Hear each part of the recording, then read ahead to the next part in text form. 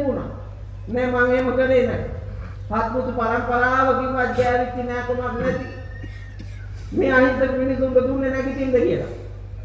හැබැයි ඒ කොල්ලා උදේ පාන්දර කිරිටික ගන්න යන්න ඒකට වෙලාවක් නෑ. හරකුන්ට තනකොළ කපන්න වෙලාවක් නෑ. ඌට කුලියකට යන්න වෙලාවක් නෑ. ඒ ඉස්කෝලේ සතියකට දෙපාරක් එක අතු ගන්න යන්න ඕනේ. අපි ඉස්කෝලේ යන කාලේ ජගත් පුතුමන් මතකද මන් දන්නේ අපි නාතු ගෑවේ. අපි රොඩු ඇද්දේ. අපි කළු ලෑල්ල කළු කෙරුවේ. අපි ඩෙස් එක හදාගත්තේ. අපි වැට ගැහුවේ. ඒ ඔක්කොම කෙරුවේ අපි. නමුත් දැන් අම්මයි තාත්තයි පින්න බැස්සේ නැත්තම් විදුහල්පතිට නිින්ද යන්නේ නැහැ. විදුහල්පතිට නිින්ද යන්නේ. මොන අධ්‍යාපන මනෝවිද්‍යාඥයාද මන් දන්නේ මේ කාලකන්ණි ක්‍රමවේදය හදලා ඉගෙන ගත්ත එක. අපේ කාලේ ඉස්කෝලේ යනකොට සිගරට් එකක් බිව්වා කියලා ආරංචියක් වුණොත් ඒක ලෝක නින්දාවක් සියදිවි නසා ගන්න. දැන් කාසිප්පු ගාන්ජා කුඩු නූල් අයිස් මරිජුවානා හෙරොයින් ඒවා තීරාගෙන නැත්නම් නිකන් අඩුවක් පාලා. ඒ මට්ටමට ඇදී. මගේ මන්දියාවිලා ඉන්න වන්දනාගාරය අධිකාරිය කොල්ලන්ගේ එකේ ඉන්නවා දුවත් ඉඳලා. දියුණු ලංකාවට මහතේව පුරවන්නේ පුරුත්තා ප්‍රකම් වන්දනාගාර. අපි ජීවිත කාලේ මේවා පිටලා තිබ්බේ නැහැ. මේවා තිබ්බේ නැහැ. 20000ක් විතර වන්දනාගාරය. රැඳවියෝ දැන් 95000ක් විතර.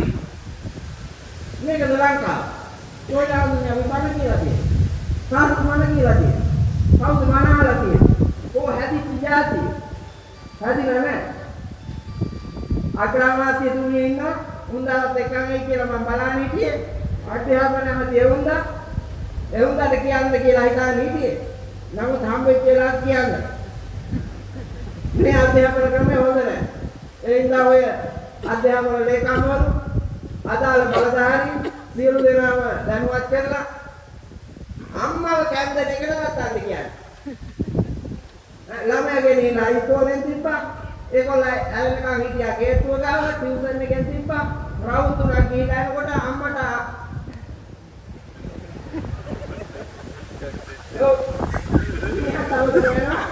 ඊට කොල්ලට අම්මත් නැහැ.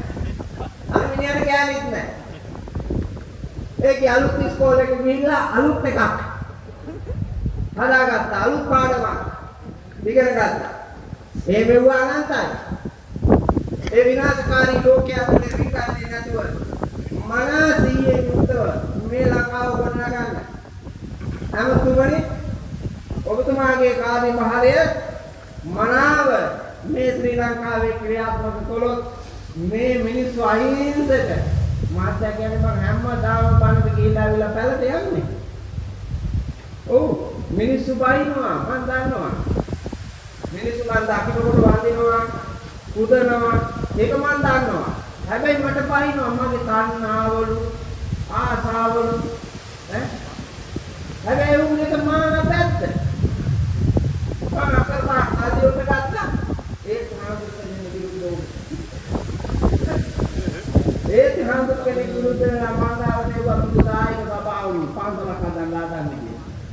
මම කොක් පාටික් කාර්යයට ආගුන්නේ මට ගැලපෙන්නේ නැහැ. ඔබ වහන්සේ දිහා බලන්න මෙන්න මේවා මම කරලා නැහැ. ඔබ වහන්සේ කරලාද නැද්ද කියලා බලන්න. එළ ඔබ වහන්සේගේ නායකකම ඔබ වහන්සේට මගේ නායකකමක් තියෙනවා නේද මට පදවි තානාන්තර ඕනේ මම මිනිස්සෙක් හැටියට මේ ශාසනයට කරන්න තියෙනවා නම් යමක් නිකන් හරියක කරනවා මගේ දෑත දෙපය වැරදීමින් ගහක් කොලක් හදලා හරි ඒකෙන් එන අසන්නෙන් හරි මම කරනවා ඒ ඉඳන් මම ගොවිතැන් කරන්න අක්කර 5ක් ගත්ත නිසා ඔබ වහන්සේගේ රටමයි මේ හඳුන්නේ පන්සලක් හදන්න මං නිවට බලුවෙන කරන සංඝයා වහන්සේ කියන්නේ නෙවෙයි කිව්වම চিරාත් කාලයක් ආයු ගෝවන්න බැරි වුණත් උන්වහන්සේ ගැන දකින්න ඇති ඊට පස්සේ මං ගියා දායකයෝ ඇවිල්ලා ගියාට පස්සේ මට බැන්නලු කියන්නේ මං කිව්වා බැන්න නෙවෙයි අන්නේ ඇත්ත කිව්වේ කියලා බැන්න නෙවෙයි ඇත්ත කිව්වේ මං කියපු එකක හරි බොරුවක් තියනවා නම් මට කියන්න කිව්වා අවසානයේ මම කතාව අහගෙන ඉඳලා කිව්වා චූටි උනත් උඹ කියන්නේ ඇත්ත පුතා මං හිතනවා ගොඩක් එහෙම ඉන්න කියලා කිව්වා නමුත් උන්වහන්සේ එහෙම හිටියේ නැහැ ඒ අවාසනාව තිබුණා.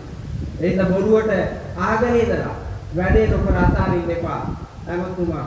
ඇමතුමාගේ කාර්යභාරය ඇතුලේ මේ රටේ නිෂ්පාදන වලට වටිනාකම තියෙන ජනාධිපතිතුමා මම දන්නවා මම කතාවක් අහගෙන ඉන්නවා මම ජීවිතය අධ්‍යයනය කරනවා ඔබතුමාට උවමනාවක් තියෙන බව පේනවා ඇත්තටම මේක හදලා තියන්න ගෑණියෙකුටවත් ළමයින්ටවත් නෑ පරම්පරාවේකටවත් අදත් එකෙක් ඇවිල්ලා කිව්වා මා ඥාතිය තමයි මට නම් මොනවත් නෑ අපිට කිට්ටු වෙනවත් බෑ මම මොනවද කිට්ටු වෙන්නේ ඈ යකෝ මං ගෙදර ගියේ නෑ මගේ ගෙදර ගියේ අවුරුදු 24ක් අර මස්සිනා මැරිලා අවුරුදු 24කින් ගෙදර ගියේ කිව්වා මම තාත්තා මැරිලා දානේ වරුණාට පස්සේ තමයි මස්සිනා මැරිලා ගෙදර ගියේ මම ඒක මැරිලා නැත්නම් යන්නේ මට තමයි ඉන්නවා සහෝදර 9ක් ඉන්නවා මාත් පුරින් දන්නේ නැහැ කිව්වා ඒ මිනිහට කරන වැඩේ කරන්න දීලා තෝක නෑනම තෝ තියාගන්න ඒක ඇති කිව්වා ඕනෑමට වඩා ගන්න ඕනේ නෑ තමයි නෑයෝ වේයෝ මීයෝ තමයි කෑවේ වටේ ඉඳගෙන ඒක ඇයි ඉතිහාසෙ කියන්න ඕනේ නෑ ලේකෝප වෙනවනේ දුක හිතෙනවනේ ඒ හින්දා පින්වත් ගෞරවනීය නායක මහමුදුරන් වහන්සේ ඔබ වහන්සේලාගේ මේ සාසනික ජීවිතයේ ඔබ වහන්සේලාට